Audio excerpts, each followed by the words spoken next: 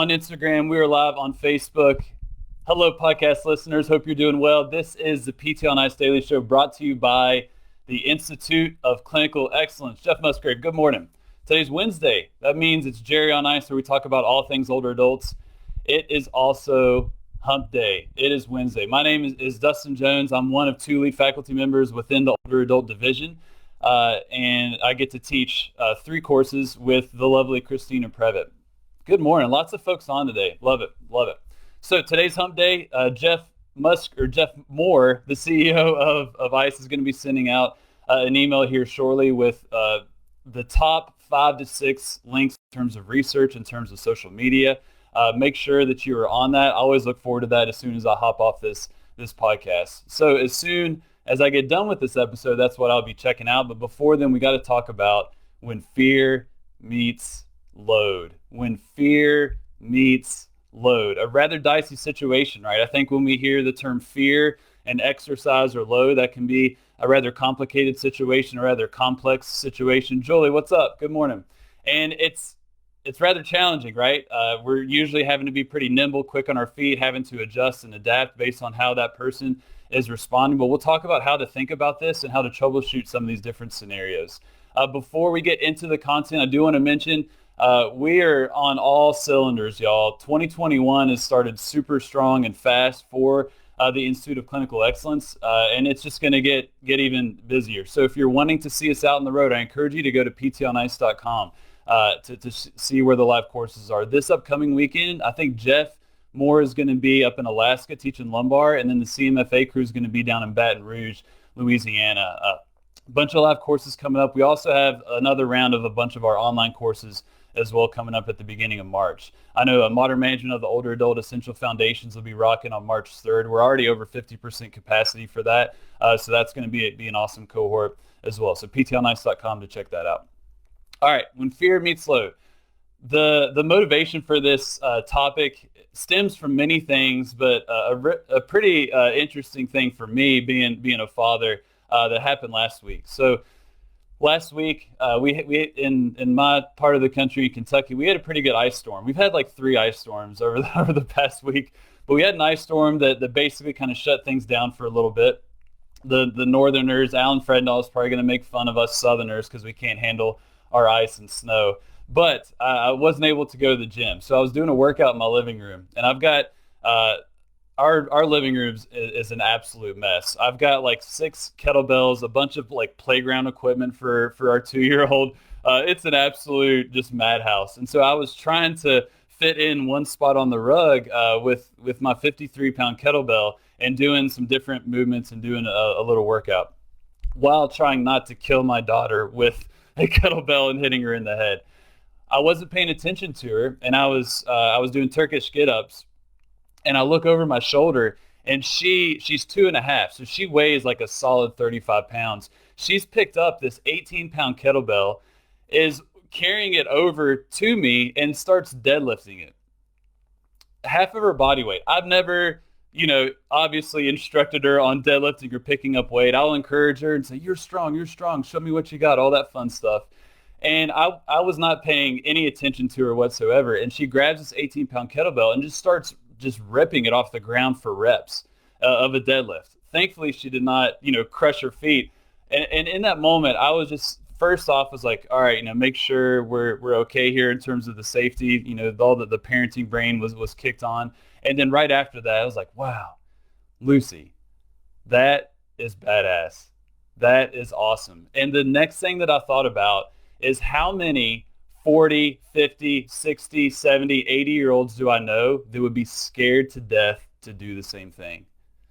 That Lucy, the 2.5-year-old, does not have a lot of nocebos. She does not have decades of maladaptive beliefs. She knows no different about the risk of degenerative disc disease or bone-on-bone arthritis. She has no clue about any of that stuff.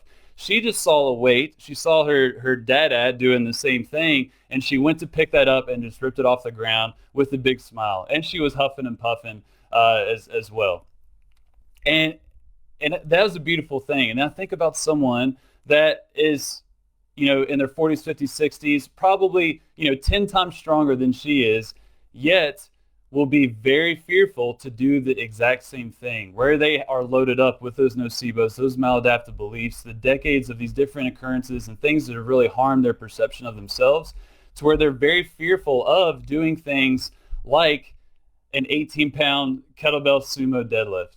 And it really made me think about the common situations that we find ourselves in when we're trying to introduce load to those types of individuals that have a lot of fear on board. And when I say fear, I'm just talking about fear of a movement, of injury, not necessarily irritability, because especially in the world of geriatrics, irritability, pain is not always on board when we're working with individuals. And a lot of it is associated with fear. How do we navigate that situation? This is something that our current cohort of Modern Management of the Older Adult Essential Foundations is navigating with their week 5 programming assignment, where we have people program 4 weeks in a rehab setting for these different cases.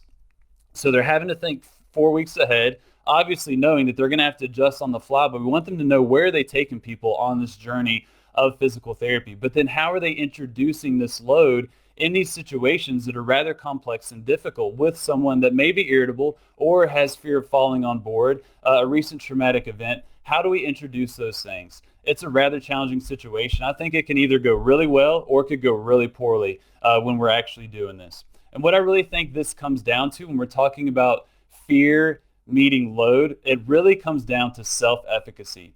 Someone's confidence in their ability to perform a task and their confidence in the fact that they can actually do something to change their situation. If you have not listened to Justin Dunaway's PT on Ice, I think it was like probably 2 or 3 weeks ago, it was called Targeting Self-Efficacy. Targeting Self-Efficacy. Stop this right now. Listen to JD rip on that topic, because he had such a great point about in the world, especially with persistent pain, when we're trying to build people up, to have them overcome these maladaptive beliefs, we're trying to build their resilience, and we're trying to really promote self-efficacy. Often we go about that through what? Talking to them, education, and then self-management. Education and self-management. And the research is showing that, yeah, those things can be somewhat helpful, but they're not going to necessarily change someone's perception or confidence in their ability to overcome obstacles in their lives. And that's where something like very potent, powerful exercise can be a targeted intervention to improve someone's self-efficacy, to where they gain the confidence to do X, Y, and Z, to perform a particular activity that may have been painful or fearful before. And so we want to tailor our interventions to target self-efficacy. Now, how do we do that practically speaking, especially in the realm of geriatrics? So when fear meets load, what do we want to think about in these situations where we don't want to contribute to someone's fear? We don't want to have a defeating situation per se. We want the load to help complement their self-efficacy and overcome their fear. We know the load is going to be helpful from the physiological standpoint, but this is so bigger. Load is going to be so potent in many areas of their life beyond just the physical benefits that we often really harp on, especially on this podcast. So I got 4 points. All right, hang in with me here. I'm going to go through these. I would love to hear your thoughts as well. So if you're listening to the podcast, hop on Facebook or Instagram, or if you're watching on Instagram or Facebook, just leave a comment on this video. I'd love your thoughts as well, because this is something I've been thinking more and more about. Have lots of experience from the clinical side of things, but getting a ton of experience from the Stronger Life or fitness side of things, running group-based classes with older adults that almost all of them are walking in with some type of fear on board. So the first thing that we want to acknowledge is Newton's third law. For all the physics fans in there, I know y'all love physics. You're PTs. You better love physics. That's basically the majority of our profession. But Newton's third law. So everyone say it with me. For every action, there's an equal or opposite reaction, right? That's Newton's third law. We learned this in like 3rd grade or something like that. So for every action, there's an equal or opposite reaction. And this is how I like to think about things. If there is high amounts of fear or low amount of self-efficacy on board, and I'm starting to introduce load, if I meet their high amount of fear with just a high amount of load, or really pushing it on them rather fiercely, if you will, I'm going to get a lot of pushback. That that enthusiasm of high amounts of load, or rather high intensity activity, is going to get confronted with that high amount of fear, and it's not going to be a great situation. For every action, there's an equal or opposite reaction. And so in those situations where fear is high, their self-efficacy may be relatively low, we may want to introduce them to load, maybe at a lower dose. And this is where the term intentional underdosage can be very, very helpful in applying load, especially when fear is on board. Initially, we may do something or introduce an exercise that we know they're capable of doing more. However, from the psychological standpoint, they may not believe that. We have perceptions. You can walk up to someone and know they're probably going to be able to rip off that 53-pound kettlebell off the ground. However, in their mind, they may only be able to do that 18-pound deadlift that my 2.5 daughter did. And we need to really meet them where they are, because if we meet them where they are, we can typically build that therapeutic alliance and progress them much quicker than if we try and introduce that 53-pound kettlebell right out the gate. For every action, there's an equal and opposite reaction. We need to acknowledge that with folks.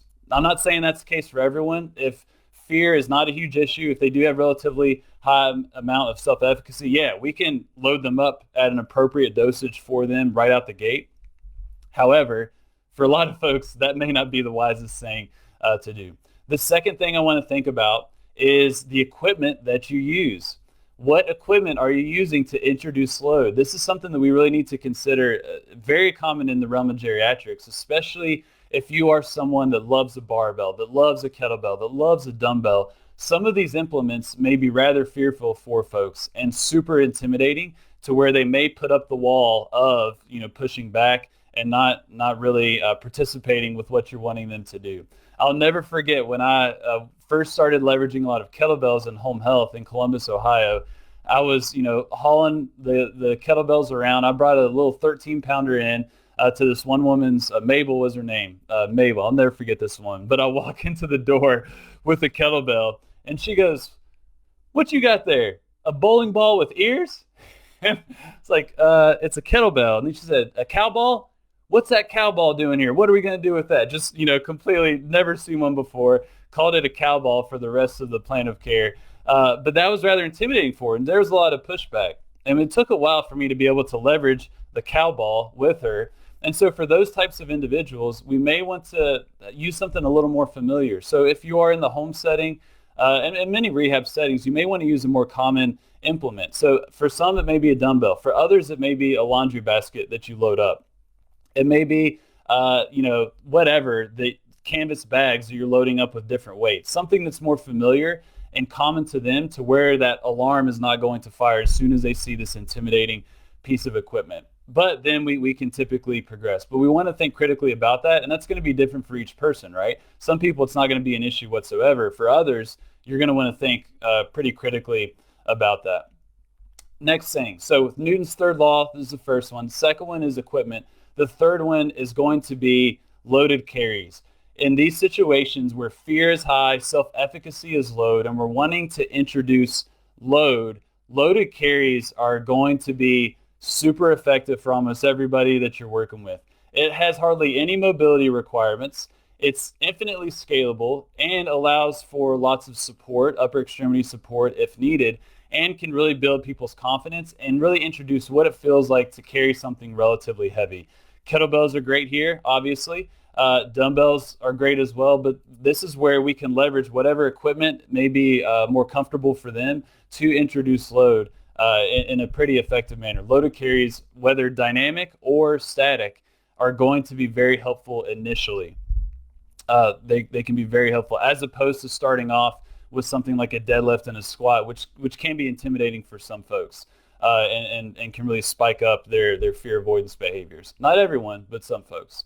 All right, so Newton's third law, equipment, carries, number 3, and then 4, the concept of building the bike is very, very important here. When fear is high, self-efficacy is low, we want to make it very, very clear to these people that they are changing, that we are building the bike right in front of their eyes. Now, if you haven't heard of that term before, I encourage you to search Build the Bike on the PT on Ice Daily Show, and there's going to be several episodes addressing that, or check out Jeff Moore's lecture in the lumbar In the lumbar course in modern management of the older adult, we speak to this heavily. We leverage this concept of making it very, very clear to our patients that we are helping them change, that they have the capacity to change, and they're developing that self-efficacy, the confidence in their ability to execute a task and see something change in their lives in a manner that is meaningful to them. And so with load, we want to really make it very clear to people when they are seeing change in terms of progress. So typically with a loaded carry, you may make a huge deal out of the fact that they started off with a 13-pound kettlebell and now they're carrying the 18-pounder, or that they're carrying it for longer before they have to stop. This is where different apps and software can be rather helpful. And at Stronger Life in kind of a gym setting, this is where Wodify, which is a pretty common gym software, does an awesome job at you're able to record your results for a lot of the different lifts or whatever that you want to keep score for. And whenever people go in, they at one click of a button, they can see kind of their trajectory on a chart of their performance over time. And so for a lot of the Stronger Life members, let's say they've done deadlifts, maybe in 3 or 4 classes, and they go click that button, they see a huge percentage of change in a very relatively quick period of time. That is freaking magic. That's probably the most potent thing that we're doing with these folks, is that they see that change and they know that they did that. They put in the effort, they showed up, they are getting in the reps, and they're seeing the results. And that software makes it very, very clear to them. We can remind them with our words, but when they go into their Wodify app and pull it up themselves, that is one huge drop in the bucket of self-efficacy, to where we're seeing these people literally change in a matter of months in terms of their performance, but their self-efficacy, their confidence in their abilities. And it goes beyond the gym, and it's an absolutely beautiful thing to see. And all of us watching this podcast have the ability to do that. We can build the bike in front of them, but it's got to be an active, very intentional effort, because it won't necessarily just happen on its own.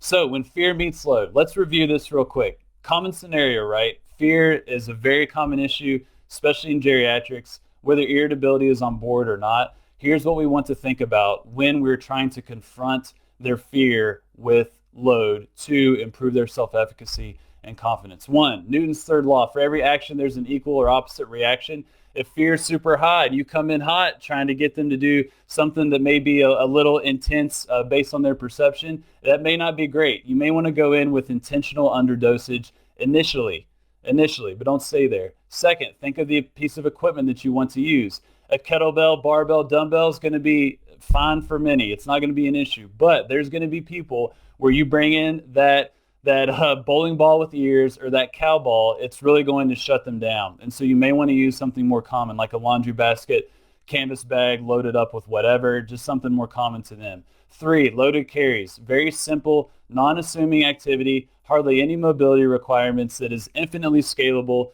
that can be really the Trojan horse, if you will, to strength training exercises. We want to leverage those early on with a lot of folks. Number 4, build the bike. Make it very clear and obvious to these folks that they are changing. They're putting in work that is getting results. And that's going to continue to build their self-efficacy and confidence in their ability to change. That is a powerful moment. And if we can confront their fears with load in that very thoughtful, gradual, progressive manner over time, you are absolutely going to change someone's life. It may take weeks, it may take months, it may even take years. But just think of what you're doing for that person right now, but then also in the future. It's an absolute privilege to be in that position. All right, I'd love your all's thoughts. Thank you all for watching live. Drop a comment on the videos, Facebook or Instagram. Podcasters, hop on social media. I'd love to hear your thoughts. How do you think about this? Because we're all dealing with it. People are walking into your clinic, you're walking into their home or whatever. Fear is going to be high. How do you introduce load? It's a very common situation. I'd love to hear your thoughts. Also, Hump Day Hustle, all our courses, we're firing on all cylinders. We'd love to see y'all out on the road or in our online cohorts. Best way to hear about all these courses is watching this podcast and the PT on Ice Daily Show, but then just getting on Hump Day Hustle. Go to ptonice.com, click on that Hump Day Hustle tab, and you can get on that email list. All right, thanks y'all. Appreciate you. I will talk to y'all soon. Have a lovely, lovely Wednesday. See y'all. Hey, thanks for tuning in to the PT on Ice Daily Show. If you enjoyed this content, head on over to iTunes and leave us a review. And be sure to check us out on Facebook and Instagram at the Institute of Clinical Excellence. If you're interested in getting plugged into more ICE content on a weekly basis while earning CEUs from home, check out our virtual ICE online mentorship program at ptonice.com. While you're there, sign up for our Hump Day Hustling newsletter for a free email every Wednesday morning with our top 5 research articles and social media posts that we think are worth reading. Head over to ptonice.com and scroll to the bottom of the page to sign up.